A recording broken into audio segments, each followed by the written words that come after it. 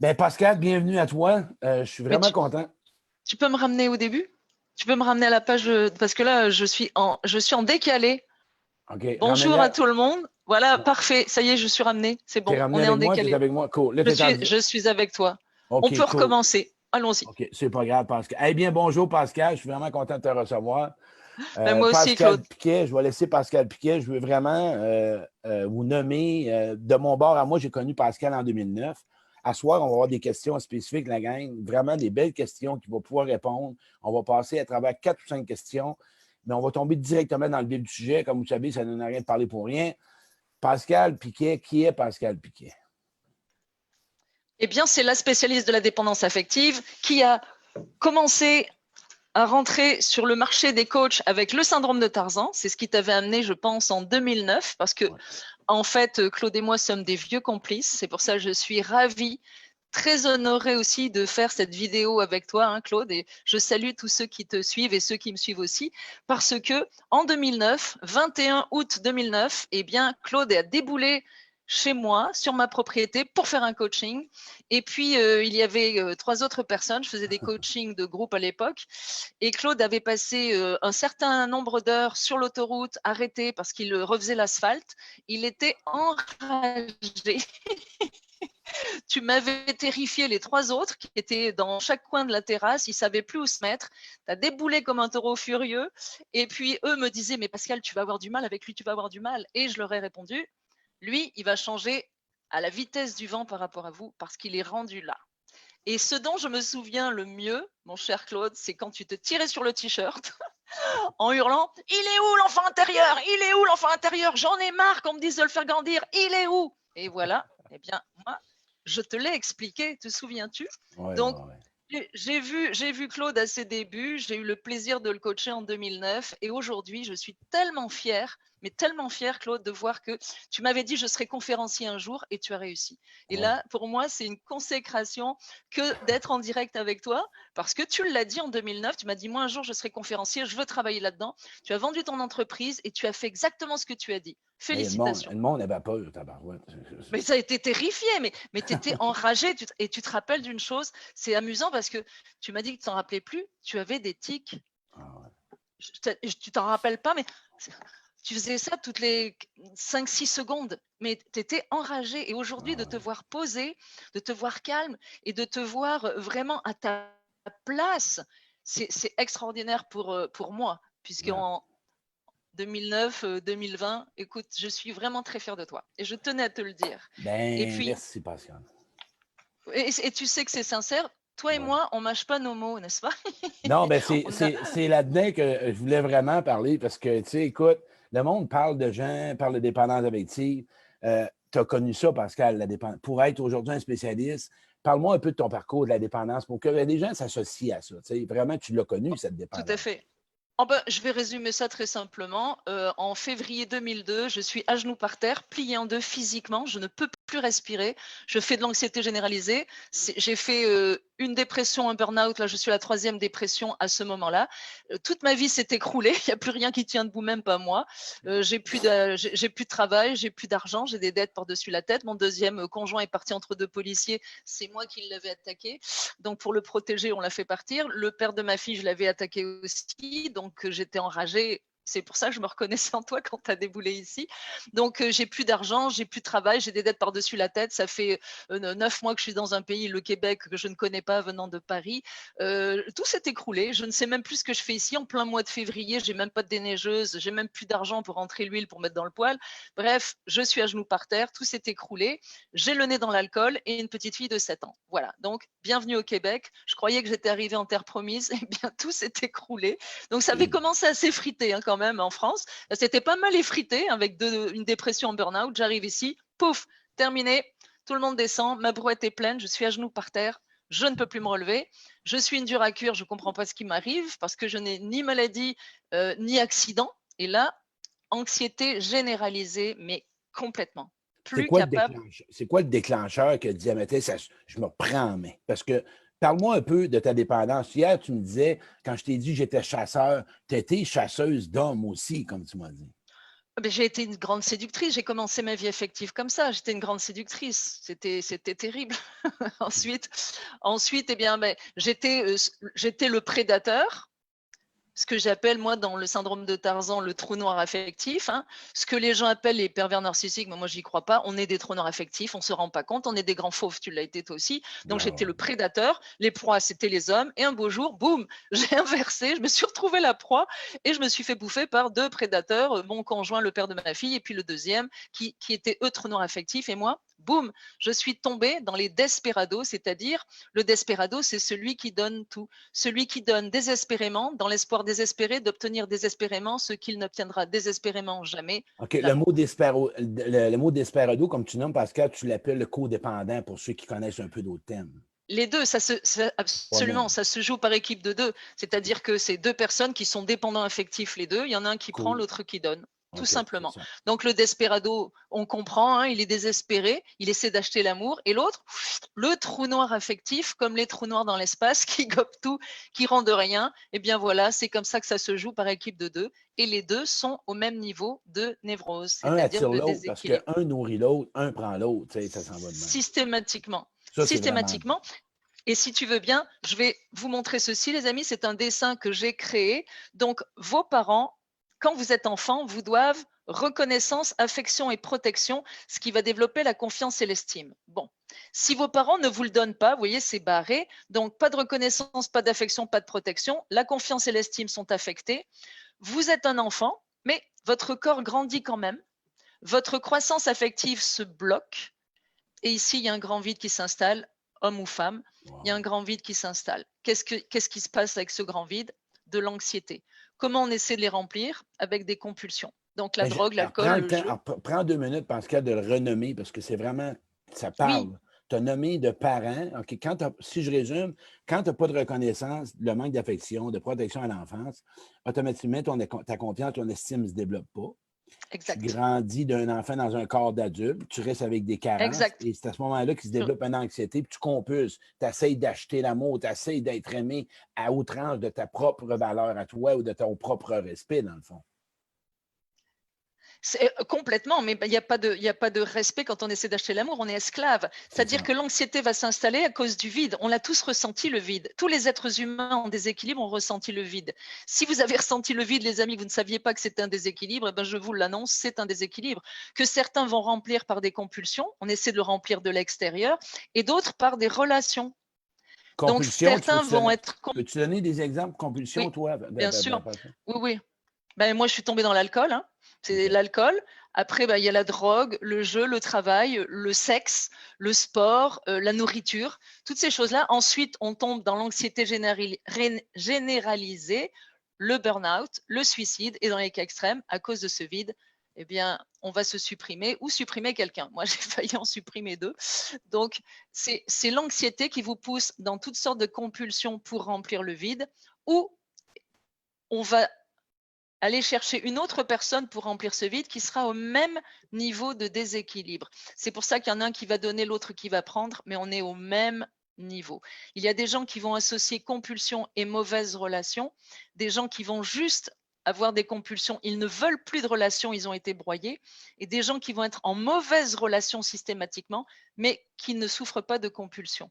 C'est en fait le vide, c'est la dépendance affective, ça vient de la carence affective, tout simplement. OK. Puis l'anxiété, Pascal, si on trouve, parce que les gens aiment des solutions. Je sais qu'on le sait tous, nos deux, beaucoup de monde, c'est un travail à longue haleine, tu sais.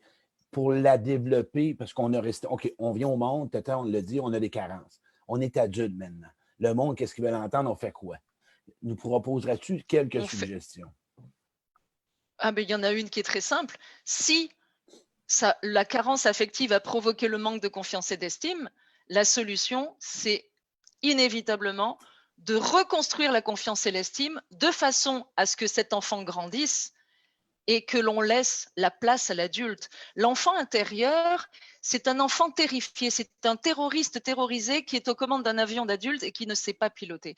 La solution, c'est de le ramener dans le passé, où il sera bien, on le ramène dans un passé où être en sécurité, de façon à laisser toute la place à l'adulte. Le petit bonhomme ici que tu prends, que pas qu'il mène ta vie comme ça, mais qu'il soit à tes côtés. Tu le fais grandir tout simplement. En dans fait, toi. on va reprendre dans mon métier, en tant que coach, qu'est-ce qu'on fait? On reprend où la croissance affective s'est bloquée et on continue à faire grandir. Ce qui fait que l'adulte grandit et l'enfant repart dans le passé. Il y a quand même une chose à comprendre. Il ne faut pas confondre l'enfant intérieur qui a peur, qui rime avec peur, et l'âme d'enfant. Attention, l'âme d'enfant, c'est la capacité à s'amuser, à s'émerveiller, c'est très précieux. On la garde. On la garde. Oui, ben oui. L'enfant intérieur, lui, rime avec peur. Il faut qu'il reparte dans le passé. Parce que parfois, vous avez des comportements d'adultes dans votre vie professionnelle, par exemple, et soudain, vous retombez avec un stimulus externe dans vos chaussures d'enfant. Et là, c'est la panique. C'est un terroriste terrorisé qui essaie de piloter. Si on était tous agents de bord quand les avions redécolleront et que l'on sait en étant steward ou hôtesse de l'air qu'il y a un terroriste en première classe qui va sauter sur le dos du pilote, est-ce qu'on est tenté de lui servir du champagne ou est-ce qu'on est tenté de le prendre et de le mettre en dehors de l'avion? Il faut laisser la place à l'adulte, tout simplement. Parce Donc, que dans le c'est fond, vrai. Oui. Non, vas-y, Pascal. Non, C'est vrai OK, vas-y. qu'il y a une dualité. Il y a une dualité entre le côté adulte et le côté enfant. Par exemple, un homme peut être un chef d'entreprise, avoir des capacités extraordinaires, parler devant les caméras, mais Claude, dès qu'il voit une belle femme, il n'y a plus d'abonnés au numéro que vous avez demandé. Il perd complètement ses moyens, il rougit, il bafouille. C'est identique pour une femme. Une belle femme qui est carriériste, elle voit un gars qui lui plaît, paf, elle ne sait plus aligner, elle rit comme une dinde. Tu as déjà vu ça, Claude, là, la fille qui d'un seul coup a un rire aigu, tu te demandes ce qui lui arrive. Elle a vu un bel homme, elle est complètement décomposée. Alors, on oscille entre l'adulte et l'enfant, l'adulte et l'enfant. L'objectif en développant la confiance et l'estime, et ça se fait rapidement en PNL, programmation neurolinguistique, c'est de devenir adulte et Puis, d'agir en adulte. agir en adulte, puis de ma vision à moi aussi, cet enfant-là, il existe encore en toi. Fait qu'il y a quelqu'un cette semaine qui me dit, écoute, là, j'ai vécu une situation, mon ex m'a laissé, on s'est laissé le 5 mois, 2 ans même. Et elle a revu une vidéo cette semaine, en tout cas en direct, elle m'a rappelé aujourd'hui, elle dit, j'ai ressenti comme une jalousie. Là, je l'ai emmené plus loin que ça, parce que l'homme donnait de la valorisation à des femmes qui l'écoutaient sur une vidéo. Elle s'est sentie comme pas exclusif. Elle a senti comme, elle a cru à cet homme-là qui lui donnait cette attention-là dans le temps, qui donnait à tout le monde. Mais là, c'est pas là que je l'ai emmenée. Elle a vu, quand elle était petite, comment qu'elle a manqué d'affection, d'attention, de reconnaissance. Elle dit, ça m'a amené à la même place. Et là, elle s'est mise à pleurer. Et après ça, j'ai senti un soulagement. Elle a pris soin de son enfant intérieur pour aujourd'hui agir comme un adulte. C'est ça, c'est exactement ça. On se rend compte quand on agit comme un enfant. On se met à bouder, à faire des caprices, à avoir peur, à être colérique, à avoir de la peine, à être coupable. On le sent, c'est de se ramener. Et il y a d'autres choses qui vont faire aussi qu'on va basculer, c'est la fatigue. C'est pas l'enfant intérieur n'est pas responsable de tout. Des fois, c'est juste parce qu'on est fatigué qu'on se sent vulnérable. Mais néanmoins, effectivement, un stimulus externe nous ramène dans des chaussures de petits garçons, de petites filles de 6 ans qui a été maltraité. Et là, on perd nos moyens complètement. D'ailleurs, j'ai créé un arc. J'ai créé un arc qui reprend les 5 blessures que Lise Bourbeau a mises à jour. Et tu vas voir, c'est très symbolique et tout le monde va comprendre très précisément de quoi on parle quand on parle d'un stimulus externe qui vient jouer sur nos cordes sensibles. Tu vas voir, c'est assez hallucinant. Merci. Et voilà. Ça, là, c'est l'enfant intérieur. Il y a les cordes sensibles comme un arc, le rejet, l'abandon, la trahison, l'injustice et l'humiliation. Qu'est-ce qui se passe? Eh bien, si quelqu'un appuie sur toutes les cordes sensibles comme un arc, comme une harpe, eh bien, on est dévasté. Ou alors, jouez juste sur la corde sensible du rejet ou de l'abandon ou de la trahison ou de l'injustice ou de l'humiliation et tout de suite, vous retombez dans vos chaussures d'enfant. C'est ça, exactement. Puis c'est là qu'on. Moi, es-tu d'accord que quand tu parles de l'enfant intérieur, le jour où tu apprends à reprendre une relation avec lui, c'est là que tu peux reprendre du pouvoir puis de voir que c'est-tu moi ou l'enfant qui. Et c'est là que tu peux avoir dans tes relations à combler des besoins en tant qu'adulte et non en tant qu'enfant que tu n'as pas eu de ton père ou ta mère. Et Mais ça change la relation. tu as tout à fait raison. D'ailleurs, c'est tout à fait le thème de ce soir. C'est si on est un roi et une reine, on est adulte. Et voilà. Tout simplement. Et est-ce que vous voulez avoir dans votre vie une maman ou une petite fille quand vous êtes un homme? Ou vous, mesdames, est-ce que vous voulez avoir dans votre vie en tant que conjoint un papa ou un petit garçon? Si vous êtes complètement homme, adulte, vous allez chercher une femme adulte. Sinon, eh bien, qu'est-ce que vous allez aller chercher? Eh bien, ce qu'on a sur l'échiquier, c'est-à-dire des mauvais tours, des gens qui mentent, ou des pions, des gens qui se laissent faire et qui sont votre esclave, ou des fous. Non, Bon, il n'y a pas de commentaire, il n'y a pas de commentaire. Ou des cavaleurs, ce qu'on a été, des cavaleurs ou des cavaleuses, ce sont ceux qui vous empêcheront d'avancer jusqu'à votre roi ou votre reine.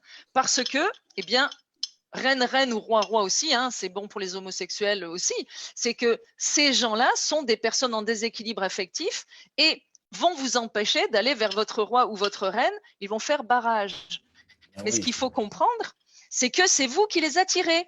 Donc, vous êtes peut-être spécialisé dans les pions, dans les desperados, dans ceux qui sont à votre service et qui sont vos esclaves, ou dans les fous, les fous, les folles, hein, qui sont hystériques, ou dans les mauvais tours, ceux qui mentent, ou les cavaleurs ou les cavaleuses.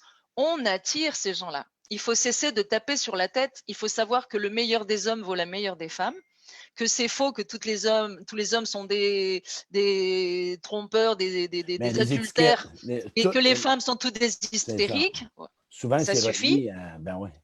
Eh oui, tu as raison, parce que vous jugez le sexe opposé sur les personnes en déséquilibre affectif que vous avez attirées. Et Et voilà. oui, c'est vous qui les avez attirées. Donc, on s'entend que si vous êtes équilibré, si vous êtes un roi, vous allez attirer une reine, tout simplement. Eh bien, si vous êtes en déséquilibre affectif, vous allez attirer une personne en déséquilibre affectif. Alors, la bonne nouvelle, c'est qu'en vous changeant, vous, en développant votre confiance et votre estime, eh bien, vous attirez quelqu'un qui a développé la sienne. Donc, un adulte attirera un autre adulte. Yes. Question pour toi, Pascal. Oh, oui, j'aime ça les questions. On est tous des dépendants, puis c'est une maladie, la dépendance affective. Oh, hey, j'en ai qui m'en parlent, on a toutes sortes de visions. On est tous des dépendants affectifs et c'est une maladie, la dépendance affective. Alors, l'être humain est un animal de meute. Il est fait pour vivre en famille, en couple, oui, pas à n'importe quel prix. Donc non, nous ne sommes pas tous des dépendants affectifs. Nous sommes faits pour vivre en couple, mais en choisissant la personne avec laquelle nous voulons vivre. Quand on sait moi, qu'il y a je des dis personnes… qu'on est tous, ouais, fait qu'on n'est pas sur la même vision. C'est pas grave. Non, non, parce que regarde, quelqu'un qui décide d'être ermite, il ne meurt pas instantanément parce qu'il est coupé des autres. Mais la dépendance affective, je vais t'emmener mon point, puis je te laisse aller. Ouais, moi, ce que j'ai perçu, ce que je vois dans ce que j'ai vu, le thème est mal dit. Moi, j'aimerais mieux rajouter, on aurait dû faire le mouvement carence affective. Tu sais, ça aurait été plus quelque chose comme le mot dépendant graphine. Tu sais.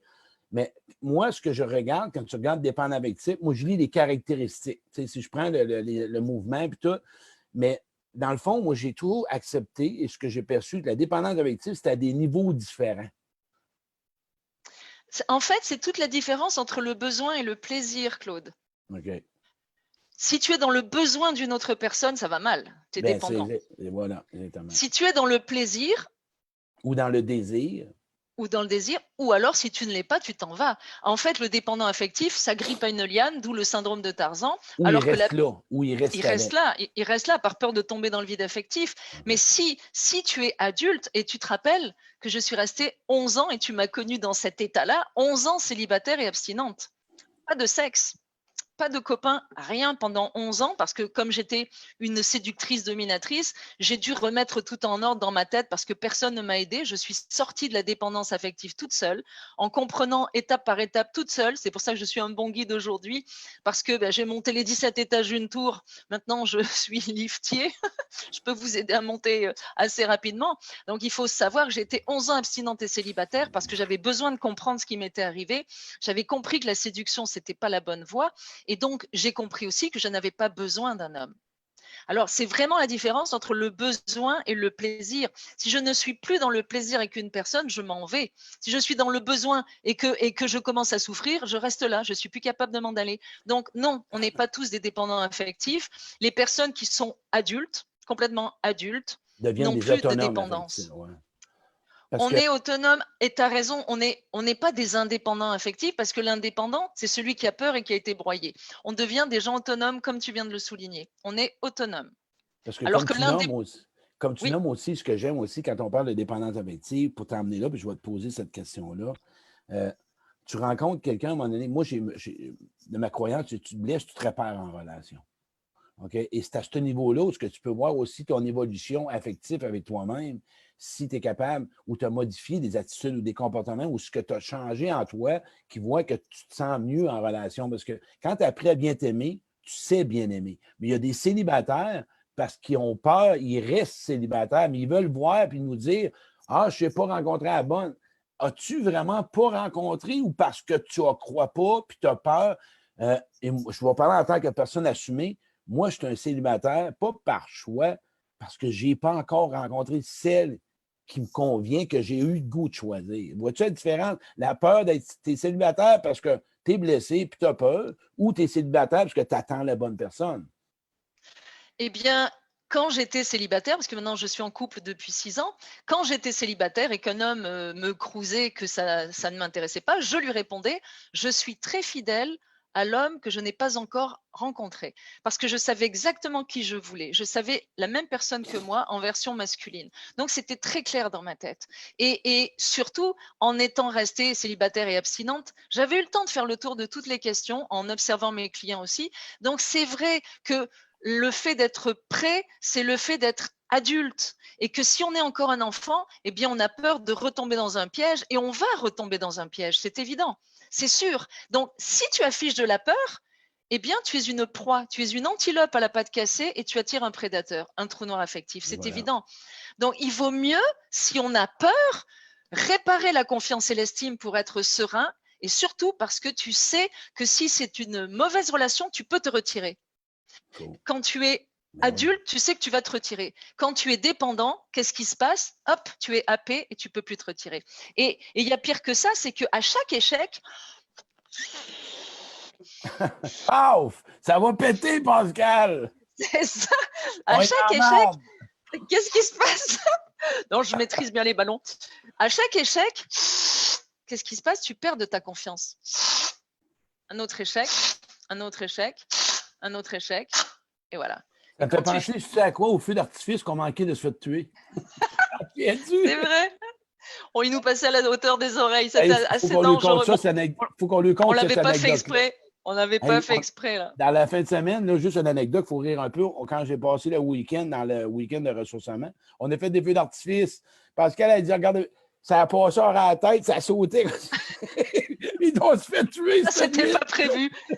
C'était pas prévu. On courait devant les feux d'artifice qui nous. Hey, Ouais, on a vécu quelque Chris, chose. on aurait pu se On faire a ri, mais tuer. oui. Chris, on aurait pu se faire tuer. On est protégé. Donc Ah oui. voilà comment finit la confiance après plusieurs échecs. Et quand vous êtes comme ça, eh bien vous êtes une antilope à la patte cassée, vous attirez que des prédateurs parce que vous allez de pire en pire. Vous n'avez plus votre confiance, elle est réduite. Donc, est-ce que c'est une maladie? Non. C'est une mauvaise programmation, la dépendance affective et émotive. C'est-à-dire que de votre conception jusqu'à aujourd'hui, vous êtes programmé par les personnes qui vous ont encadré et les événements malheureux qui vous sont arrivés et qui vous ont donné une mauvaise perception du monde et de vous-même. Donc, si on vous a traité d'imbécile toute votre vie, toute votre enfance, eh bien, vous pensez que vous êtes un imbécile dans votre vie d'adulte, il va falloir réparer ça.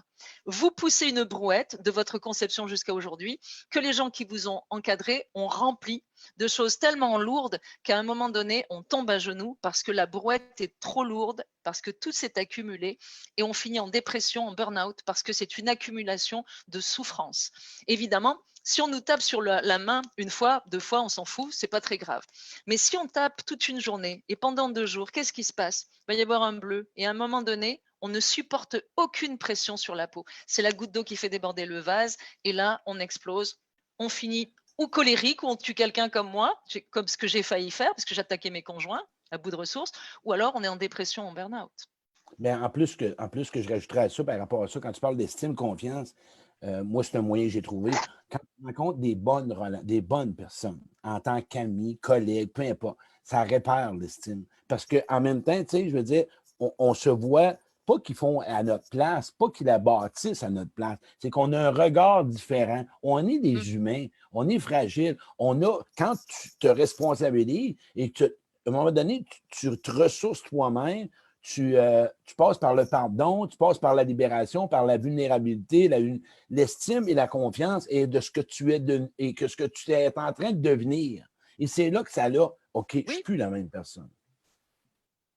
exact. Et il faut bien distinguer la confiance et l'estime, parce que les gens ont tendance à mettre la confiance et l'estime dans un sac poubelle et pouf, ils jettent tout au vidange. Mais non, l'estime, vous êtes quelqu'un de bien. L'estime, c'est ce que vous pensez de vous. C'est être.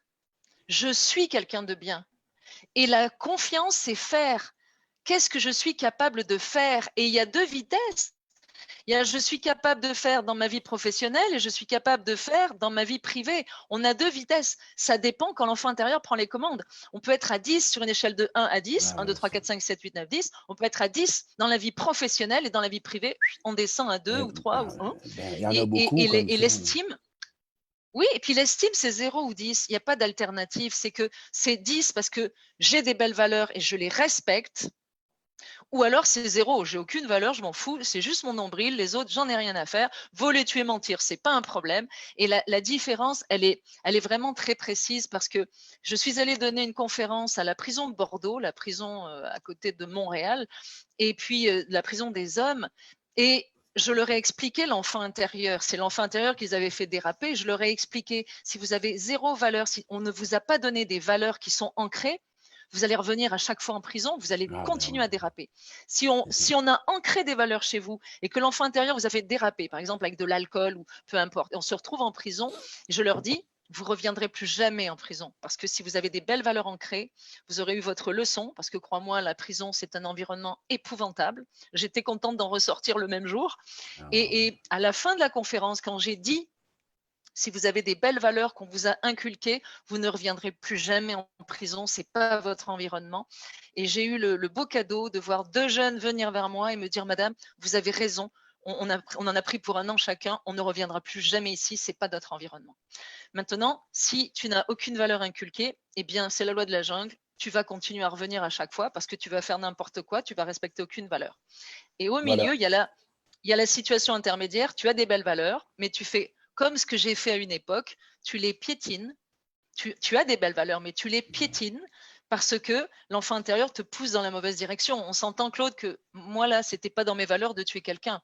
Mais à bout de ressources, enragé après le père de ma fille, je lui ai sauté à la gorge. Donc, je serais allée en prison, j'aurais pas compris Tu as fait pourquoi, ça, mais Pascal? j'aurais Ah, pas voulu. j'ai arrêté de chercher Pascal, moi, c'est ça. Non, mais je me serais accrochée au barreau. J'aurais dit non, Claude, je ne sors pas. Je sais même pas pourquoi j'ai tué un homme.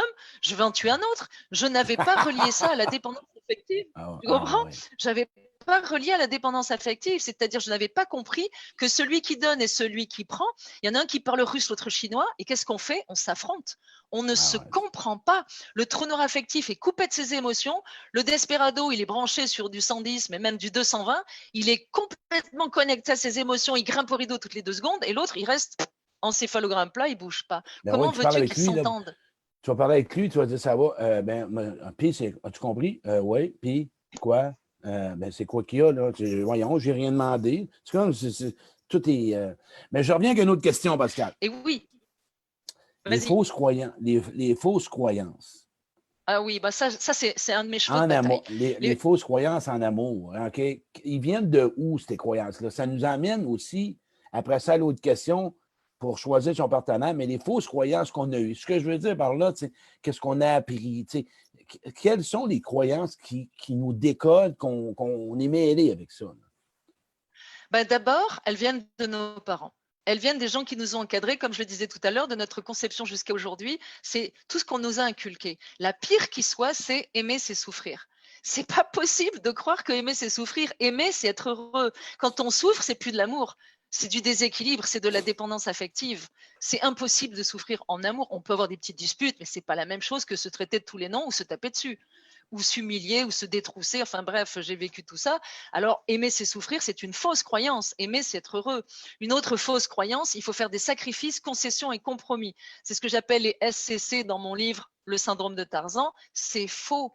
Il faut trouver la zone de confort, se parler, communiquer pour avoir une situation gagnant-gagnant. Parce que dès que vous faites un sacrifice, une concession ou un compromis, vous vous couchez, vous vous aplatissez devant l'autre. C'est un bras de fer dans lequel l'autre vient de gagner et c'est toujours vous qui perdrez. Donc, non, pas de sacrifice, de concession et de compromis. Il y en a toujours un qui domine et qui aime plus que l'autre. Non, dans un couple équilibré, les deux s'aiment de la même façon. Il y a des Dans un couple en ententes, dans le fond. C'est des ententes qui comblent les attentes. Oui, et puis dans un couple équilibré, il y en a un au-dessus de l'autre. Celui qui domine, le tenant affectif, et le desperado qui est en dessous. Donc, évidemment, il y en a un qui domine, évidemment, il y en a un qui aime plus parce qu'il est au service de l'autre. C'est sûr. Les extrêmes s'attirent, mais mon Dieu, mais comment est-ce qu'on peut imaginer que des extrêmes s'attirent? Comment est-ce que quelqu'un de dépensier pourrait s'entendre avec quelqu'un qui est un vrai panier percé? Comment quelqu'un qui aime la montagne pourrait s'entendre avec quelqu'un qui aime la mer? Comment quelqu'un qui parle russe peut s'entendre avec quelqu'un qui parle chinois? Et que faites-vous de l'expression qui se ressemble s'assemble? Et oui, il faut aller chercher la même personne que soi en version masculine ou féminine suivant votre orientation sexuelle, mais il faut se comprendre. Si on ne se comprend pas, si on ne parle pas la même langue, si on n'est pas sur le même registre de valeurs, de croyances et d'éducation, on ne peut pas se comprendre. C'est pas possible. Alors qu'est-ce qu'on fait? On s'arrache la tête. Et oui. Donc toutes ces fausses croyances nous ont bercés. On ne peut pas tout avoir dans la vie. Et pourquoi on ne peut pas tout avoir? Moi, j'ai tout. Je suis une extraterrestre? Non. Tu sais, je suis une terrestre extra. Mais j'ai tout dans la vie. Tu as une terrestre extraordinaire. Je le dis, je t'ai connu, moi, ça a fait. Je rencontre mon miroir. Je rencontre un terrestre extra comme moi. Fait qu'on faut qu'on se parle. Ben, c'est ça. C'est ça. Exactement. Et toi et moi, on n'a rien de plus que ceux qui nous écoutent. On a juste pulvérisé des croyances limitantes. On a juste grandi. On est adulte, droit comme des i. On ne penche pas dans nos chaussures d'enfant. En étant adulte, on a des relations adultes et épanouies. Et l'amour inconditionnel, est-ce que c'est pas une fausse croyance, ça? Qu'est-ce qu'on comprend par là? Qu'il faut aimer n'importe qui, n'importe comment. Allez hop, l'amour inconditionnel. Mais bien sûr que non. Ça signifie que je ne donne pas pour recevoir. C'est inconditionnel, c'est-à-dire que je donne autant que je reçois de façon inconditionnelle. Et non, je donne ou je prends. C'est je donne et je prends. Je donne et je prends. Et non pas je prends ou je donne. Voilà. Donc l'amour inconditionnel, c'est pas aimer n'importe qui, n'importe comment, s'il vous plaît. Donc toutes ces fausses croyances ont bercé notre enfance, et que tous les hommes sont adultères, que toutes les femmes sont des hystériques, on les entend aussi, ça. Donc si un homme adultère, eh ben, c'est normal. Si tous les hommes sont adultères, qu'est-ce qu'on fait d'une femme adultère? Est-ce que c'est un travesti? Il y a des femmes adultères aussi. Qu'est-ce qu'on en fait? C'est pas une question d'être un homme ou une femme, c'est une question d'être mal programmé. Parce que la séduction dont tu souffrais, dont je souffrais aussi, qu'est-ce qu'on faisait? On remplissait notre vide avec toutes les proies qu'on pouvait faire. Même les proies qu'on n'utilisait pas, je dirais. C'était une nécessité que toutes les femmes ou tous les hommes nous regardent. Parce que ça nous remplissait, ça remplit le vide que d'avoir du succès. Donc, on passe notre temps à faire en sorte que, je le dis avec amusement, mais à cette époque, quand je passais quelque part, il fallait faire sauter tous les boutons de braguette. T'imagines un peu? C'est du travail. Tous les boutons, il pas fallait juste un, là. Toute la gang. Non, braque. Il fallait que tous les hommes me regardent et qu'ils me trouvent belle. Ah ben oui, paf, t'imagines, c'est plus qu'un feu d'artifice, paf, paf, paf, paf, paf. Mais c'est épuisant. Mais attends, au moins, je ne consommais que les proies que j'avais tuées. Je n'allumais pas les autres. J'en visais une. J'en visais un. Alors j'en visais un, j'allumais pas les autres, j'en visais un, et c'était celui que je voulais. Néanmoins, je le faisais avec classe, parce que je laissais à ma proie la chance de croire que c'est lui qui m'avait séduit. Oh, c'était beau. Et c'était ouais, j'étais classe. Et là, on rebondit sur séduire ou charmer. C'est un de mes livres, Séduire pour une nuit, c'est-à-dire une one night, ou charmer pour la vie. Séduire, c'est faire un piège, alors que charmer, c'est être ce que l'on est. Tu es charmant quand tu chantes, quand tu danses, même quand tu es malade au-dessus du bol des toilettes, quand tu dors. Mais séduire, c'est faire un piège, c'est se transformer en ce qu'on croit que l'autre veut pour le piéger. Et ça, vous ferez ce que vous voudrez, les amis, mais c'est jamais une bonne idée. Louer une voiture de sport, se gominer les cheveux, louer un costume pour faire croire à la madame qu'on a de l'argent, et puis la séduire, et puis après, hop, on n'en a pas de l'argent. Ou les dames qui vont se mettre, tu sais, des faux seins pour attirer les hommes. Mais alors que quand on enlève le soutien-gorge, boum, boum, c'est tombé par terre. Tout ça, ce sont des leurres. C'est de la séduction. Séduire, c'est piéger. Alors que charmer, bien. Puis j'aime ça la différence parce que, tu sais, quand tu parles de charme, il y a du charisme, OK? Mais attention, Exact. moi, j'ajouterais que dans le charisme, OK, il y a des gens qui. Je lisais ça l'autre jour dans un livre. ils peuvent se servir du charme, du charisme pour pour faire de la manipulation aussi. Ouais. Mais quand tu deviens sincère, les gens le ressentent. OK? Comme tu as nommé, le charisme que tu avais, ça devient ton être, ton âme, ta façon d'être. C'est pas juste Ben, en mots. c'est parce que, en fait, quand tu séduis, c'est pas tellement du charisme que tu utilises, c'est que tu promets du sexe. C'est pas Non, ce la que je même veux dire, chose. moi, ouais, mais ce que je veux dire, le mot charisme, quand que je te l'ai dit, par rapport à ce que j'ai vu que le monde peut servir du charisme pour manipuler. OK? Pas vraiment. Ils vont Ben oui, manipuler que des proies faciles. Oui, oui, ils vont ben manipuler c'est des ça. proies Ouais. faciles. Mais ils peuvent être Mais quelqu'un qui est charismatiques. équilibré, Ah non, mais ouais, là, non. quelqu'un qui est équilibré, il voit les ficelles. Tout simplement parce que le site internet subliminal, ce que j'appelle le site internet subliminal, c'est justement ce que l'on dégage. Et ça fait référence à ce que tu viens de dire. Le charisme, c'est ce qu'on dégage. Tu prends Obama, il a un charisme extraordinaire et sa femme aussi. Parce que dans son site internet subliminal, il est inscrit toutes ses victoires, toute sa confiance. C'est le charisme. Tu es confiant et ça s'inscrit dans tes auras. Quand tu OK. manques de confiance en toi, ça s'inscrit aussi. Et là, tu es une proie facile. C'est écrit mangez-moi, mangez-moi, mangez-moi. Tu appelles les prédateurs parce que ton manque de confiance est écrit, tes échecs sont écrits, tes souffrances sont écrites. Toutes les 5 cordes, le rejet, l'abandon, la trahison, l'injustice et il m'en manque un, le rejet, l'abandon, la trahison, l'injustice et l'humiliation. Il y a L'humiliation. y a tout qui clignote. Donc, qu'est-ce que tu attires? Les séducteurs, tu attires les prédateurs. Mais tu sais qu'un séducteur, un prédateur ne viendra pas sur quelqu'un qui a du charisme, il sait qu'il va se péter les dents. Parce que Mais les c'est de gens qui ça sont que je veux qu'on parfaitement... parle la prochaine. C'est de ça que tu vas parler la prochaine question, suite à ce que tu dis. Parce que ce que je suis en train de nommer, je rencontre-tu la bonne personne ou je rencontre encore la mauvaise personne? Qu'est-ce qui peut me décoder un peu dans ce que tu nommes? Est-ce que je suis dans un bon chemin? Parce que tu as nommé que quand tu as une confiance en toi, tu es capable de décoder si c'est la bonne personne en toi, je pense. Exactement, parce que tu vas sentir, tu sais, hein, on l'a tous fait, la petite voix qui dit va pas là, cette personne-là n'est pas bien pour toi, n'y va pas. Après, on dit ah, je le savais qu'il fallait pas que j'y aille. Vous avez déjà ressenti des inconforts que vous n'avez pas su ou pas voulu identifier, mais vous y allez quand même parce que vous êtes en manque. Et l'autre est un dealer de drogue, donc vous y allez. Mais il y a une petite voix qui vous dit n'y va pas, et vous y allez quand même. Parce que dans le site internet subliminal de la personne d'en face, vous lisez, votre subconscient va vous le dire, qu'il y a quelque chose qui ne va pas. Mais quand on est dépendant, eh bien, à cheval donné, on ne regarde pas les dents, on saute sur la personne parce qu'on est dans le besoin, tout simplement. Donc, C'est ce que tu veux dire, c'est quand tu as nommé ça, quand tu es dans le besoin, dans le manque, dans une période où tu es en manque, comme le danger, c'est là. Hein? oui.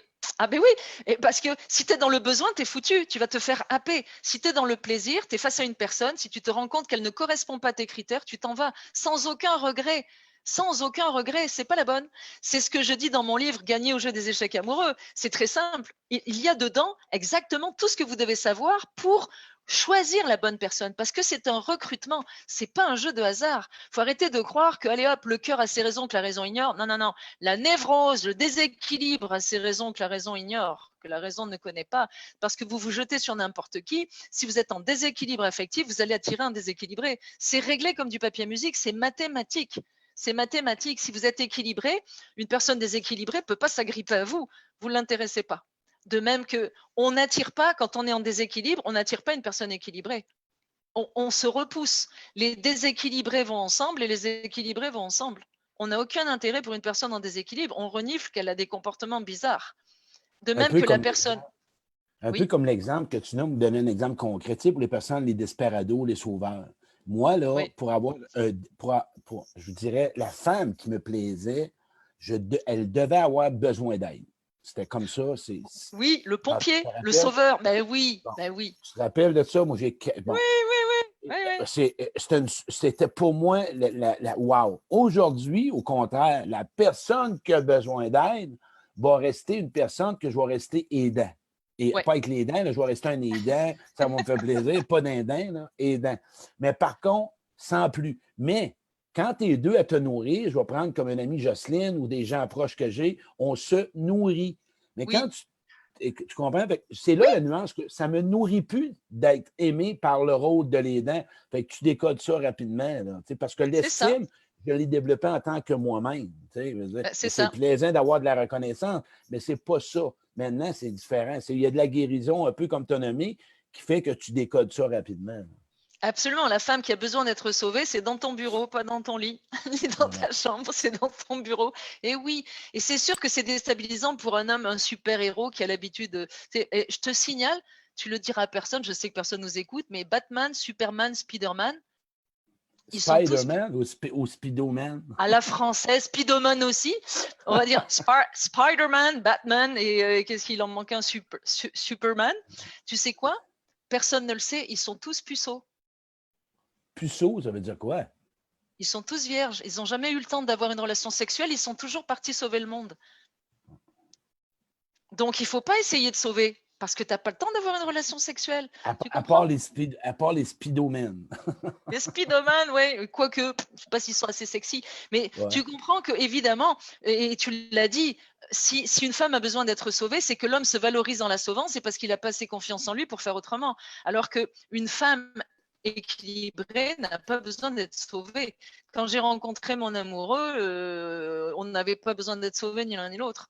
On était bien dans nos baskets les deux, et puis on s'est croisés, et puis ça a cliqué.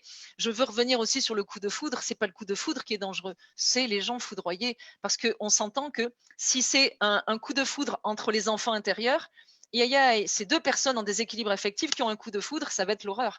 Alors que quand c'est un coup de foudre entre personnes qui se reconnaissent dans leur côté adulte, ça, c'est un bon présage. Mais c'est pas pour ça qu'il faut sauter dans le lit le premier soir, surtout pas. À moins que vous vouliez séduire pour une nuit, là vous vous débrouillez. Mais mesdames, si vous voulez charmer un homme que vous voulez pour la vie, eh bien ne sautez pas dans son lit, parce que c'est comme jouer au poker. Je mets mon corps sur la table et après je te demande comment tu t'appelles. Mais le corps, c'est la dernière chose que vous devez donner. Mais je peux rajouter quelque chose, Pascal, là-dessus. Moi, j'ai une amie, une amie de femme, qu'elle a rencontré un homme. Elle a passé peut-être une journée. Le soir même, elle a rencontré, toute la journée, ils ont couché ensemble, puis ça fait 6 ans qu'ils sont ensemble. Oui, mais ils auraient pu attendre aussi, ça aurait été aussi bien. Oui, tu prends un méchant risque. Tu prends le méchant risque que le gars, il te prenne pour une femme facile et que lui, c'est pas ça qu'il cherche. Attention, la femme aussi peut l'offrir au gars. Il ne faut pas juste parler en tant que femme. Là. Je veux juste ramener que le gars peut penser que tu es facile aussi. C'est pas juste la femme. Le gars va dire, hey boy, si je couche avec toi le premier soir, tu l'as fait avec d'autres, tu comprends? Exactement. Après, tu peux pas... Ça a brouillé ton écrit. C'est parce qu'il ne faut pas coucher le premier soir. Je te vois plus. J'essaie de récupérer l'image. Je suis brouillée. Ouais. OK. En tout cas, non. Voilà. Okay, c'est le focus. C'est juste que je veux pas. Voilà. Je veux vraiment qu'on nuance quelque chose. Homme ou femme, je veux qu'on arrête. Moi, là, je veux juste que tu parles de ça. Homme ou femme, arrêtons de mettre que l'homme est chasseur, la femme, elle ne l'est pas, ou vice-versa. Un ou l'autre peut être chasseur, peut être trou noir, peut être desperado, peut faire la première avance sexuelle, peut tomber dans le charme, peut tomber dans la séduction. Moi, ce que je veux, c'est amener les gens à ne pas, parce que c'est pas le fun. Puis de plus en plus, les femmes, des fois, on étiquette chez les hommes. Il y a autant, peut-être pas, mais il y a des femmes aussi qui veulent du sexe, puis il y a des hommes aussi. Mais oui. Okay. Il y a des prédateurs des deux côtés. C'est pas relié à un sexe. Je suis content que tu en parles. Je te signale que c'est beaucoup plus facile pour une femme de faire une one night que pour un homme. Un homme, il va devoir courir un peu plus qu'une femme. Surtout ici au Québec, on a affaire à des dominatrices castratrices. Et puis, je peux te dire, elles ont vite fait d'attraper quelqu'un par la cravate et de le ramener à la maison. Ça, chacun fera ce qu'il veut. J'ai rien contre. Néanmoins, si vous cherchez un homme pour la vie, eh bien, si vous lui sautez à la figure et dans son lit le premier soir, il y a une chose qui est réelle. Ça, là, Claude, c'est pas moi qui l'ai inventé. C'est que l'homme est un conquérant et il a besoin de faire la cour à la dame. Et elle, un homme est prioritairement visuel. C'est pour ça que nous parons de belles couleurs pour attirer l'homme. Et la femme est prioritairement auditive. C'est la raison pour laquelle l'homme doit lui faire la cour. Mais si un homme n'a pas le temps de faire la cour et qu'il n'a pas le temps de conquérir et que la femme se jette à sa figure, c'est aussi stupide que de donner une souris morte à un chat. Le chat, il fait rien avec une souris morte. L'homme qui est poli va te donner les égards dus à ton rang si vraiment tu veux du sexe. Il va te donner des morceaux de fromage. Si tu c'est ça. Si tu es à son goût, il va être un gentleman, il va te rendre ce service. Mais il ne faut pas s'étonner que le lendemain matin, il s'en aille aussi vite qu'il est arrivé. C'est parce qu'il n'a pas eu la chance, l'opportunité de conquérir. Mais c'est la question que je veux que tu parles tantôt. C'est de ça que je veux vraiment qu'on réussit, parce que là, on tombe. Une relation saine. Parce que là, j'ai des gens qui sont vraiment des bonnes personnes. Je veux que tu nous parles d'une relation saine pour que ça fonctionne. En couple, OK? Amoureux. Là, on parle juste pour les amoureux, pas les amis. Là. Pour que ça fonctionne, qu'est-ce qu'on doit nourrir? Qu'est-ce qu'on doit vraiment méfier? Qu'est-ce que toi, tu vois ça? Comment la nourrir? Et pour qu'elle puisse grandir. Alors, pour commencer, on va donner la définition de l'amour, parce que la majorité de ceux qui nous écoutent croient qu'ils ont été amoureux et croient qu'ils ont fait l'amour. Eh bien, si vous êtes encore célibataire, je vous répondrai que non, probablement non, parce que, en fait, premièrement, l'amour, c'est le crack. C'est un moyen mnémotechnique pour se souvenir. L'amour repose sur le crack. Le C, c'est confiance. J'ai confiance en moi. Tu as confiance en toi et on a confiance l'un dans l'autre. Tu n'as pas ça dans une one night. Hein? Donc, prenez un papier, là, le C, déjà, Pascal, c'est au niveau du mot. C'est confiance. Le mot crack. Crack. Okay? Le C. Okay? C-R-A-C. Crack. Okay. Donc, le premier, c'est confiance. Donc, j'ai confiance en moi, la personne en face a confiance en elle, et nous avons confiance l'un dans l'autre. Donc, on s'entend que ça demande de faire des activités ensemble avant de coucher. Hein. On va apprendre à se connaître et à avoir confiance l'un à l'autre. Il faut avoir confiance en soi. Ça commence par là. Donc, il faut être une reine et un roi si on veut une reine ou un roi. Bon, confiance. Le R, c'est respect. Je me respecte. La personne en face de moi se respecte et on se respecte réciproquement. Ça aussi, ça demande du temps avant d'installer une relation de confiance et de respect. Ensuite, le A, c'est admiration. Pas aduler, pas être à plat ventre devant quelqu'un. Admirer, c'est important d'admirer la personne avec laquelle on est. Elle est notre miroir. Donc, je l'admire pour ce qu'elle est, ce qu'elle fait, et elle m'admire pour ce que je suis et ce que je fais. Ça, c'est beau. Parce que, en fait, la scène la plus érotique qui soit, c'est quand tu lis dans les yeux de ton ou ta partenaire un désir sexuel, intellectuel et spirituel. Là, ça, c'est magnifique. Il y a de l'admiration à ces trois niveaux, intellectuel, spirituel et sexuel. Donc là, on est dans le A. On est dans le A, admiration. Et le C, c'est la complicité. Évidemment, quand il y a une relation de respect, donc de confiance, de respect et d'admiration, il y a une complicité. La complicité repose sur l'historique. Plus je te connais, plus je t'aime. Regarde, nous, on se connaît depuis 2009. On s'aime, hein? On s'aime. Oui, je t'aime. Et oui. Mais moi aussi, regarde Claude, on ne pouvait pas faire autrement. On se connaît depuis 2009. Et qu'est-ce que c'est l'amitié? C'est l'amour sans le sexe. Ben, regarde, donc, prends Jocelyne, OK, pour mettre... Jocelyne, ça fait 2 ans, il n'y a pas de sexe, et on a nourri des choses ensemble. Aujourd'hui, elle a un conjoint, on se parle à tous les jours quand même, quand on est disponible, et on nourrit, puis le crack, comme tu nommes, OK, il est là censé l'admiration, le respect, la confiance. Écoute, c'est pareil. C'est pareil. Sauf que quand on est dans l'amour d'un couple, le C, c'est complicité. Plus je te connais, plus je t'aime. Plus l'historique est là, plus je t'aime.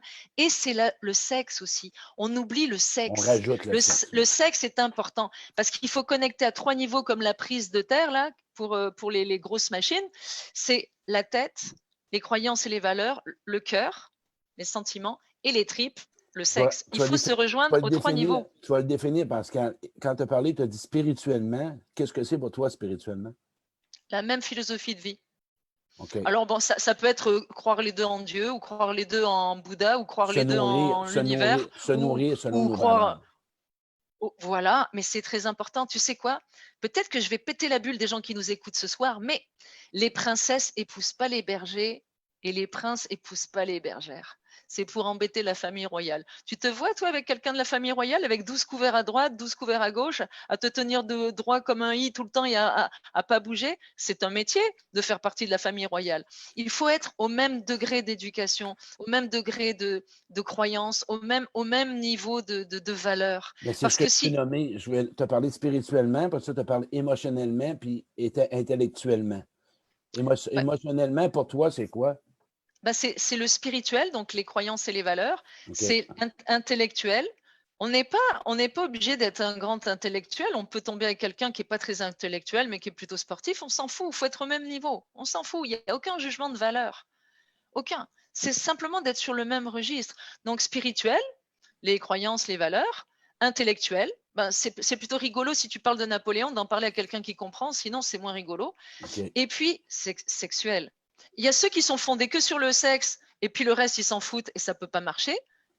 Et il y a ceux qui sont fondés que sur l'intellectuel, il n'y a pas le sexe, ça ne peut pas marcher. Mais C'est c'est une relation de exactement, colocataire. c'est le triangle. Tu sais, je veux dire, spirituel, émotionnellement, affectif, ou non, tu sais, c'est Il faut émotionnel. se rejoindre. Ouais. C'est très important de se rejoindre. Si on ne se rejoint pas, ça ne fonctionnera pas. Puis, Alors, ça fonctionnera un certain temps, mais ça ira es-tu pas loin. d'accord que la connaissance de soi commence par.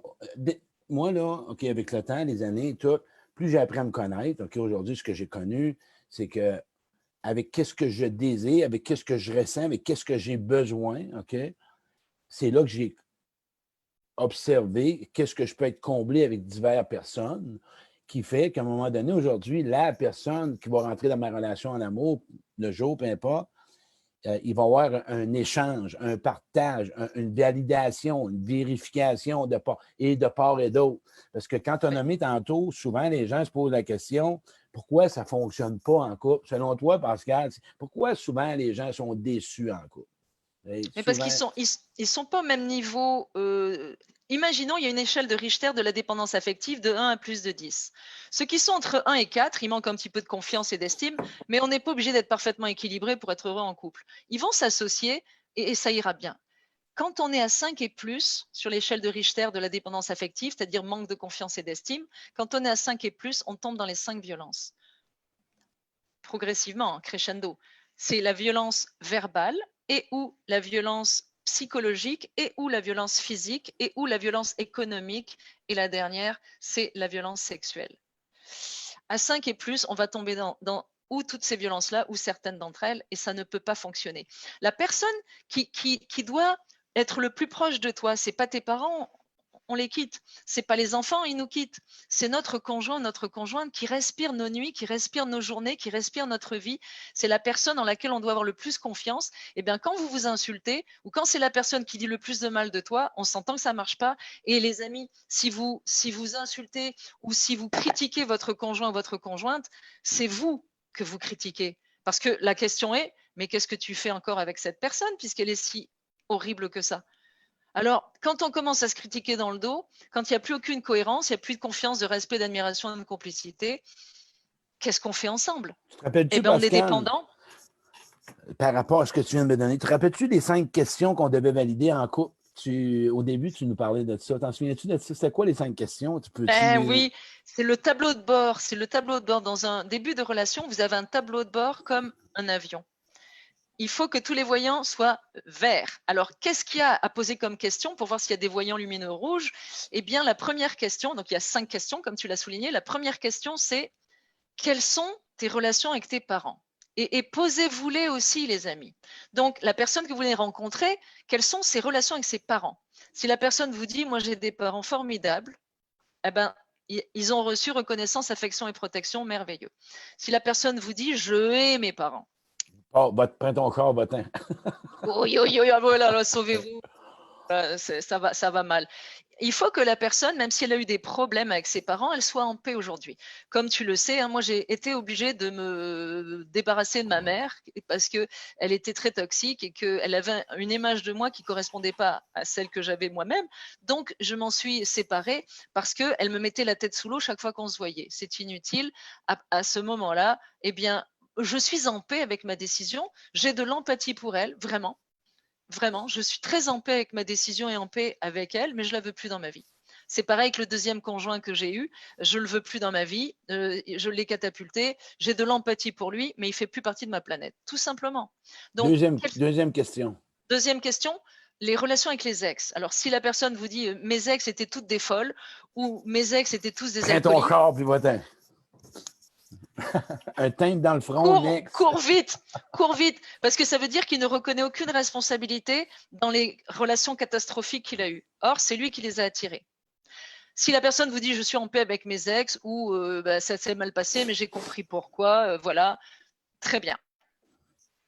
Et il ne faut pas non plus que la personne continue à côtoyer son ex, c'est-à-dire qu'elle a les clés de la maison et qu'elle rentre et qu'elle sort comme elle veut.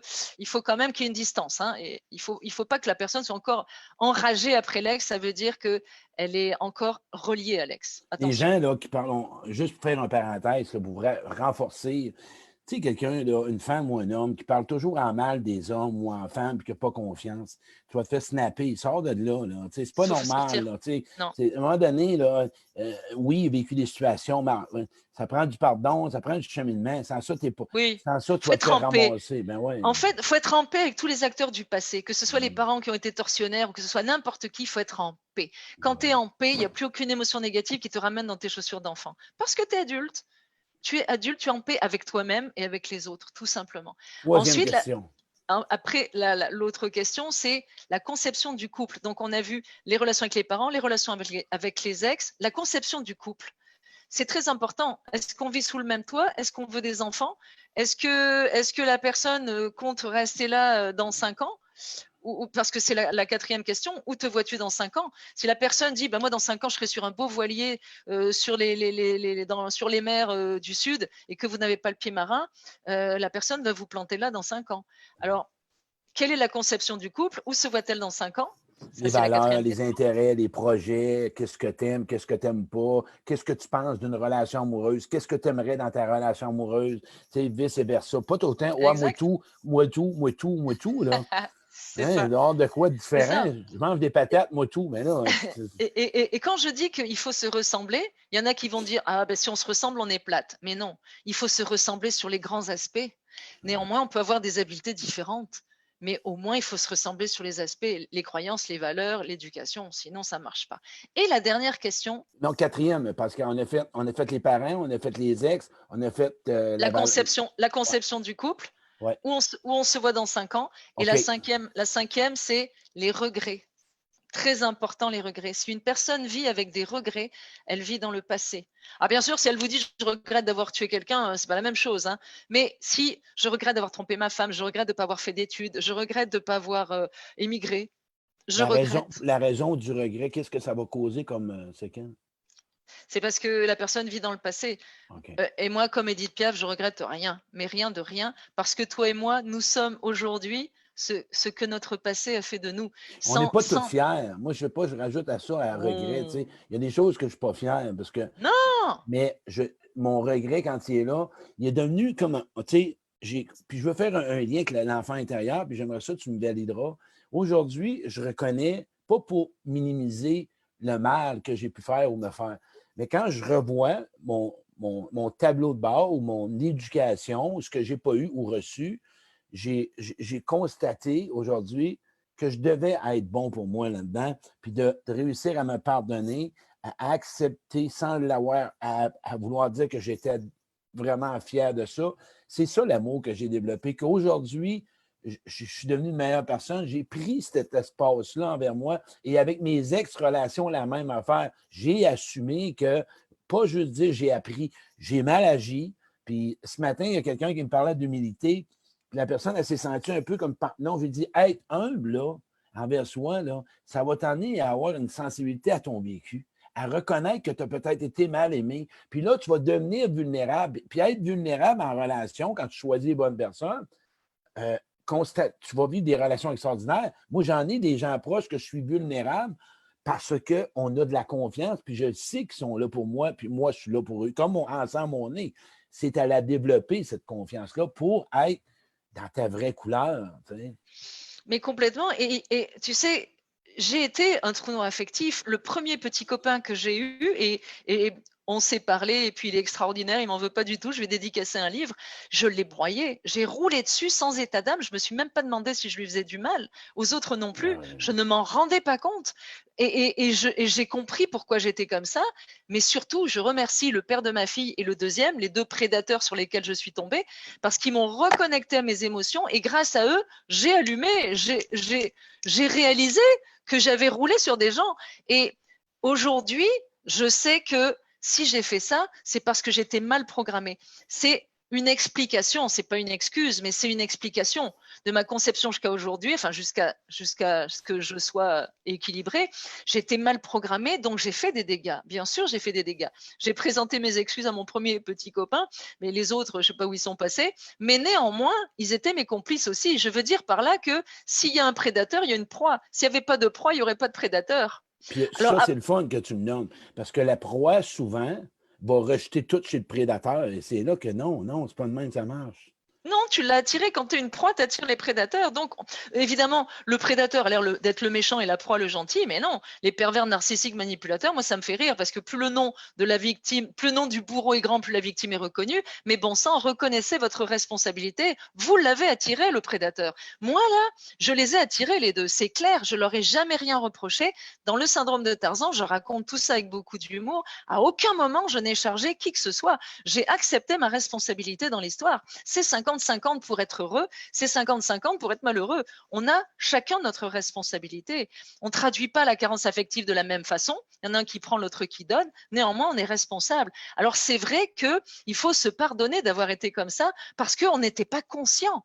Le Qu'on ait été trou fameux, noir ou desperado, on n'était pas conscient de ce qu'on le faisait. fameux mot qu'on entend, c'était à cause. Ah, moi, C'est j'aime. à cause, ouais. Moi, quand quelqu'un blâme quelqu'un par rapport à à son blâme, à son malaise, un méchant manque de cheminement parce que, hey, c'est à C'est cause ça. de. Hey, Non? tu es en train d'accuser ton mal-être à l'autre. Tu es en train Ouais, d'accuser à l'autre ton manque. oui, Hey, c'est c'est quoi ça. ça? C'est ça. N'importe Donc, quoi. ce qui est important, c'est que moi, là, cette femme avec cette petite tenue mouchetée que j'étais, qui se baladait de liane en liane et qui roulait sur les hommes et après qui s'est fait rouler dessus, je l'aime. Je l'aime profondément, Claude, parce que c'est celle-là qui m'a conduite où je Ben suis voilà, aujourd'hui. ben ouais, Et ben ouais. encore, je remercie les deux prédateurs que j'ai rencontrés parce qu'ils m'ont permis d'allumer. J'étais coupée de mes émotions, ils m'ont rebranché violemment à mes émotions et je me suis rendu compte que je souffrais. Parce que c'est la souffrance qui nous fait avancer. Ben, Soit on accepte de souffrir et on coule, soit on dit non, non. Les combatifs, ils vont dire non, temps mort là. Quand tu es venu me voir, tu étais un combatif, tu en avais fait des démarches. Tu avais même été dans les endroits où on mange des pousses de je sais pas quoi, dans l'endroit où on parle pas. on mange juste des œufs et des tomates à toute la Mais, semaine. J'ai dit, ah, je vais mourir ici, mais, moi, mais sacrément. t'avais fait de ces trucs, moi je t'admirais, t'avais fait de ces trucs de fou et tu décrochais pas, tu continues à te battre. Il y a beaucoup de gens qui continuent à se battre. Il y en a d'autres qui acceptent leur sort. On est sur Terre pour souffrir. Ça fait partie des fausses croyances, donc ils souffrent, tout va bien. Mais non, on n'est pas sur Terre pour souffrir. On est sur Terre pour être heureux. Mais il faut se prendre en main. Quand on est parti hypothéqué, handicapé par des carences affectives, on peut se prendre en main à partir du moment où on est combatif. Et toi, là, tu avais fait tellement de démarches, Claude, que j'étais admirative parce que tu te décourageais pas. Ben, Ça n'avançait pas et tu te décourageais pas. Tu continuais à chercher. La colère montait. Hein, ça. La colère, elle montait. Mais tu te décourageais pas. C'était extraordinaire. t'as Tu vu le fais gars partie de. avec son plant de tomates, il l'a su, il est en colère. Ah, Avec... c'est clair. Aïe, aïe, aïe, aïe, aïe. Ah, ben oui, ça là, tu cachais pas ton jeu. Ça, Ah, et puis et aujourd'hui, tu aimes cet homme qui t'a emmené jusque-là, de même non. que tous mes clients aiment la personne qui les a emmenés jusque-là. On était inconscients. C'est pas Ben, une excuse, mais c'est une explication. Si j'avais tué le père de ma fille au moment où je lui ai sauté à la gorge, eh bien, l'explication, c'était tout ce qui m'avait fait endurer, tout ce que j'avais vécu d'horrible pour en arriver là. Mais c'était pas une excuse. C'était pas l'excuse de tuer quelqu'un, mais c'était une explication. mais c'est comme tu nommes. Puis moi, ce qui m'a, à un moment donné, ce que je vivais avec mon thérapeute, c'est que ça me faisait de la peine puis du mal de blesser des gens. Oui, Je me disais, je ne sais pas quoi faire, comment je vais faire. Je veux arrêter de faire mal. Et aujourd'hui, j'ai réussi. Puis quand il y a encore une. C'est mon propre. Le but que j'ai, c'est de toujours essayer d'être pour moi une meilleure personne, pour essayer de donner mon meilleur en relation. C'est important une relation pour moi. C'est important de comment parler à une personne. C'est important comment l'admirer, comment l'encourager. Moi, ce qui m'a amené à comprendre ma souffrance a ouvert l'empathie pour la personne où elle est. Et ça, c'est ça, admirer quelqu'un, puis la confiance en quelqu'un. Parce qu'on est là on se blesse, puis on se répare en relation, et on est des êtres de relation. Qu'est-ce qu'on attend pour essayer envers soi-même de s'offrir ça, le plus beau cadeau, pour l'offrir à quelqu'un, c'est-à-dire prendre soin de nous autres pour prendre soin des autres? tout à fait. Et si je m'aime, Claude, je sais pourquoi tu m'aimes. Mais si je ne m'aime pas, je ne comprends pas pourquoi on m'aime. Moi, je m'aime. Alors là, je m'aime. Je l'aime, Et, cette phrase-là. Je et m'aime voilà. et je sais pourquoi tu m'aimes. Exact. Fait que tu peux Exact. dire à quelqu'un, dire je t'aime, tu peux dire c'est normal. Ouais, ouais, parce que mon amoureux, quand il me dit je t'aime, je dis ouais, moi aussi je m'aime. Ouais. Mais tu vois, avec lui, on est deux à l'aimer. Lui et moi. Et moi, on est deux à m'aimer. Lui et moi. C'est ça qui est important. Sans cette condition-là, ça ne peut pas marcher. Je sais pourquoi il m'aime et il sait pourquoi je l'aime. Donc on est deux à l'aimer, on est deux à m'aimer. C'est gros, C'est c'est évident. touchant. C'est beau ce que tu dis Mais là, c'est j'aime ça. évident. C'est évident. Et mes amis, je les aime aussi, je leur dis. L'amitié, c'est l'amour sans le sexe. Je les aime et je le leur dis. Et c'est nourrissant, tu as parfaitement raison. Mais la question à se poser, que je vais poser aux personnes qui te suivent et qui nous regardent ce soir, si vous étiez du sexe opposé ou du même sexe, suivant votre orientation sexuelle, si vous étiez du sexe opposé, est-ce que vous vous épouseriez là, maintenant? Redemande-les, là, Pascal. Redemande-les. Si vous étiez une personne du sexe opposé, ou peu importe, est-ce que vous vous épouseriez là, maintenant, ce soir? Vous épouseriez-vous? Répondez sur mon direct à la question. Je veux des oui ou des non. Allez-y, la gang. Moi, je m'épouse. Moi, je m'épouse. Ça va faire 59 ans bientôt que je suis en couple avec moi-même. Je m'aime. Mais moi, je Nous aimons. m'épouse et je m'engage à rester en relation avec moi et à être en relation Absolument. avec moi. Absolument. Être la personne dont tu prends le plus soin pour être capable de prendre soin des autres. Depuis la nuit des temps, l'être humain a compris, les philosophes dans la Rome antique le disaient, c'est qu'il faut s'aimer et prendre soin de soi pour être capable de le faire pour les autres. C'est évident. L'être humain n'a pas évolué, les technologies ont évolué, mais pas l'être humain. Il a toujours les mêmes problèmes. Toujours les mêmes problèmes quand il est en déséquilibre. Les personnes qui sont en déséquilibre, elles prennent ou trop soin d'elles ou pas du tout, ou elles s'aiment trop, comme les dominateurs, ou pas du tout. Les personnes équilibrées, elles prennent soin d'elles et elles s'aiment, tout simplement. C'est la logique, c'est la base. Et quand Donc, quelqu'un s'intéresse, et rajoute à ça, quand quelqu'un s'intéresse à une supposition, quelqu'un s'intéresserait à moi, j'ai pas de méfiance. J'y crois parce que je suis une personne intéressante. J'ai pas à commencer à le rejeter. Je le rejette pas parce que, mais si la personne, je vois qu'elle s'intéresse pour les bonnes raisons, je le crois parce que je le suis intéressant. On va plus loin, Claude, on va plus loin. C'est que il n'y a aucune jalousie possible. La jalousie, c'est le manque de confiance et d'estime. Personnellement, je suis Pascal Piquet. Mon amoureux aime Pascal Piquet. Toute l'équation que je représente, je n'ai aucune compétition sur cette planète parce qu'une Pascal Piquet, il n'y en a qu'une.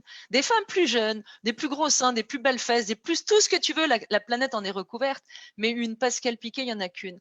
Et mon amoureux, il aime Pascal Piquet.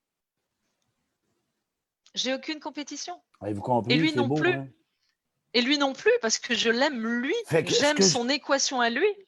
Ce que Pascal veut dire, en ce moment, si tu es dans une relation toxique, puis ça force, puis tu t'acharnes, puis tu essaies de changer l'autre, puis tu essaies de plaire, puis tu essaies de changer de personnalité, c'est le temps peut-être que tu écoutes ce direct-là, puis tu te dis, attends un peu, là. Je pense que je ne comprends pas l'amour.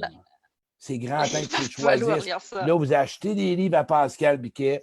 Pascal fait du coaching par Skype. Moi, j'ai connu Pascal en 2009. Écoute, on parlait de dépendance. Elle m'a coaché. J'étais peut-être. Puis aujourd'hui, cette personne-là que vous connaissez, je n'ai pas fait venir quelqu'un qui n'a pas connu. Elle a connu la dépendance affective. Elle a passé par là. Elle a assumé. Elle a avoué ses rôles. Vous parlez à quelqu'un de ouvert. Et elle ne sera pas dans le jugement, dans peu importe ce que raconte tout, là. Ah là, voilà. J'ai fait pire que vous tous réunis, les amis. J'en ai pas loupé une.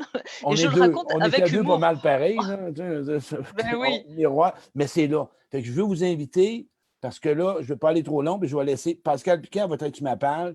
Allez sur son site web. Je pense que tu fais des webs régulièrement tous les jours, Pascal. Pas en ce moment, j'ai fait des vidéos confinement, mais surtout, ce qui est intéressant de savoir, c'est que Bellivo Éditeur, mon éditeur, vend les livres à 50% de réduction en ce moment pour le confinement. Donc, vous tapez bellivoéditeur.com et vous pouvez commander sur le site les livres qui vous sont envoyés par la poste. Et c'est 50% de réduction. Vous pouvez avoir les deux livres, Le syndrome de Tarzan et Gagner au jeu des échecs amoureux.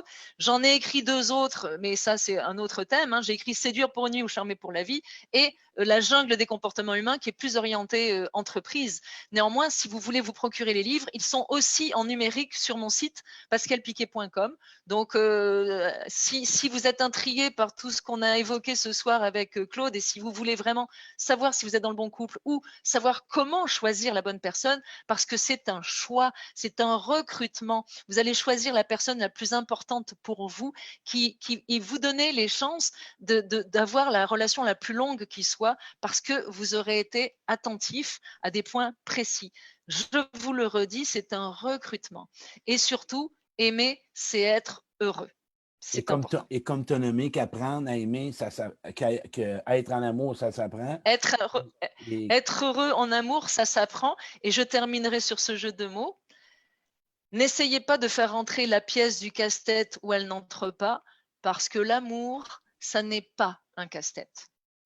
Puis comme elle a nommé, on a été mal programmé, puis je veux vous amener un peu d'empathie. Il y a des gens, c'est ainsi, Pascal, que moi, ils m'appellent, ils ont de frustration, ils ont de la déception amoureuse, et moi, je rouvre un esprit ouvert avec eux-mêmes dans l'ouverture de l'amour, dans l'accueil. On a été mal programmé parce qu'elle l'a nommé, elle en a parlé. Maintenant, toi, adulte, c'est aujourd'hui, maintenant, tu t'engages, vous le savez, dans mes directs, on va regarde ton histoire, regarde ce qu'on t'a donné, ce que tu as appris, comment tu as été programmé, et occupe-toi-en aujourd'hui. Tu as des gens, tu as Pascal qui est la spécialiste. Toi seul, tu peux te reprogrammer, faire la paix, devenir adulte, laisser l'enfant à sa place, prendre et cesser de mettre l'enfant dans des rôles d'adulte que tu vas briser tes relations. Et tu peux, aujourd'hui, avoir assez confiance en toi que tu vas choisir ton nouveau ou ta nouvelle partenaire. Et l'autre va faire la même chose. Voilà. C'est ça, parce que tu me demandais un couple qui échoue, eh bien, c'est parce qu'il y a 2 adultes et 2 enfants, donc dans un couple, on est 4. Alors, c'est rarement les 2 adultes qui se parlent, c'est les 2 enfants qui se disputent, ou adulte-enfant, on ne peut pas s'entendre. Il faut être adultes les deux. À ce moment-là, on a des chances de s'entendre. Imaginez-vous qu'en 2009, on finit avec ça. Qui aurait dit que moi, quand je suis arrivé enragé dans le salon, dans la cuisine, tu te rappelles, on était 8, les autres, ils ont dit, ils ont dit, il couche chez nous autres. Non, il est à part. Peut-être que tu m'avais envoyé ils étaient ailleurs. terrifiés. Ils étaient terrifiés, vraiment. J'étais enragé noir, puis on a eu du plaisir. Puis, mais par contre, Pascal, je vous le dis, elle va vous dire les vraies affaires, elle va vous dire ça direct au but. Es-tu prêt à vraiment te prendre en main puis de pouvoir enfin te choisir puis d'arrêter d'être déçu, je dirais du moins à 50, puis de te libérer de peine des croyances? Appelez Pascal Piquet, la spécialiste de la dépendance affective. Maintenant, qui est Pascal, le manque de confiance et d'estime, voilà, tout simplement. Et le manque d'estime. C'est le manque de confiance. Tu fais du Skype, hein, Pascal? Oui, je fais Skype. D'habitude, je reçois sur 2 jours ou des Européens pendant une semaine, mais là, ça va être sur Skype avec la distance thérapeutique très, très distante. Mais oui, je fais Skype. Donc, c'est pascalpiquet.com, vous aurez tous les détails. Et puis, vous pouvez m'écrire sur ma page, enfin, sur ma page Facebook ou sur mon site, pascalpiquet.com. Il y a mon adresse email. Écrivez-moi, je vous répondrai avec plaisir. Je réponds à tout le monde. Je suis très accessible. Vous avez mon adresse, pascal.piquet-sympathico.ca sur mon site internet pascalpiquet.com ou sur ma page Facebook. Je vous répondrai avec plaisir si vous avez des questions. Je réponds à tout le monde. Si je ne réponds pas, c'est que je n'ai pas reçu votre message. Mais c'est gratuit. Allez-y, posez-moi des questions. Ce sera avec plaisir. Il n'y en a pas des tonnes, des conférenciers, des coachs. Voyez-vous, gratuit. Moi, je vais aller chercher des gens de cœur comme ça. Pascal, mettez ça dans votre agenda tout de suite puis dans votre contact. Là. Je vais le dire. Oui. Avant d'aller payer. Il y a 36. Voilà. Oui, absolument. Et puis, il y a 36 vidéos sur lesquelles de confinement que j'ai faites tous les jours depuis le 8 mars. C'est un coaching gratuit. C'est des vidéos de 30 minutes. Pour ceux qui sont entre 1 et 4, vous allez vous remettre d'aplomb juste avec les vidéos et c'est gratuit. Si vous êtes à 5 et plus, vous aurez besoin d'aide. En sachant que 10 et plus, vous m'appelez. Non, là, on était dans les ligues majeures, hein, Claude? Nous autres, on était des professionnels. Fait que on était champions olympiques. Premier tout le temps avec des médailles d'or. Tout le temps. C'est ça. Mais comme tu le soulignais, Claude, toi et moi, on sait de quoi on parle parce qu'on l'a traversé, on l'a terrassé. Donc, si vous voulez des bons guides qui savent de quoi ils parlent et qui en sont surtout sortis, eh bien, je pense qu'on se pose là, hein, Claude? Oui, oui, puis je suis content de t'avoir eu. Écoute, Moi c'est arrivé aussi, je suis tellement c'est fière. arrivé par hasard, hein. Mais il n'y a pas d'hasard. Quand tu te prends en Non. main et tu veux faire du changement, moi, Pascal, j'avais tapé ça, quelqu'un m'avait parlé de ça. Paf, j'étais là, j'ai passé, je me rappelle, c'est ça, get to the point. Hey, merci, Pascal. Ça me fait... Moi, Pascal, je t'aime, je t'aime. Et je le dis pas Moi souvent, aussi, Claude, je et le je dis suis pas à tout tellement le monde. contente, je suis tellement fière. Moi non Ouais. plus, moi non plus. Non, parce que Mais je je te suis tellement connais, fière puis, de toi. ouais. Je Puis suis fière moi, de toi. c'est. Tu as dit que tu serais conférencier et tu l'es, et en plus, tu réussis. Bravo. Merci. Et ce qui nous rejoint, puis on va terminer là-dessus, si tu me le permets, ce qui nous rejoint tous les deux, c'est que nous, c'est l'humain avant le gain. Alors qu'il y en a beaucoup, c'est le gain avant l'humain. Mais toi et moi, c'est l'humain avant le gain. C'est-à-dire que tout ce qu'on peut donner pour que les personnes se remettent en selle par elles-mêmes, eh bien, nous le donnons. Avec plaisir.